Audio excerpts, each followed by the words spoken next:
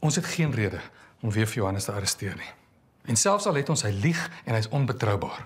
Wat ons wel weet, iets het op Barend se verjaarsdag gebeur en iets het die broers uitmekaar uitgedryf. Ons is 99% seker Barend was in Orendalsrus op die 10de Januarie. Ons het sy kam en ons het Jopie se getuienis. Maar Barend kan dit nie alleen gedoen het nie. Nie met daai hand nie. So of Johannes of Hans of hulle albei was by hom. Ons kan dit nie bewys nie. Die een ou wat die waarheid weet, het selfmoord gepleeg en ons man in die tronk is dood. Nie Hans nie.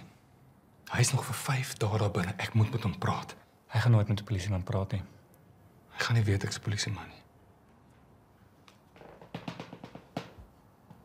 André.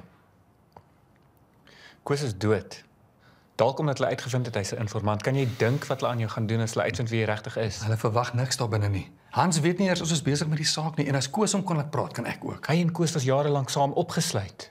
Ek is slimmer. En ek het al hoeveel suksesvolle undercover ops gedoen.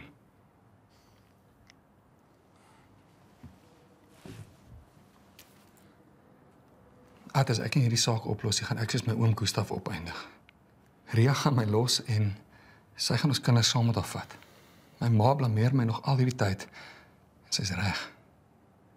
Ek moes na Isie en Petro gekyk daai dag en ek het nie.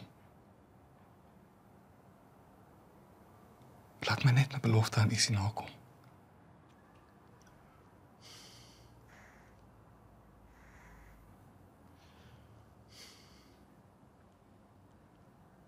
Ek bel vir Henry.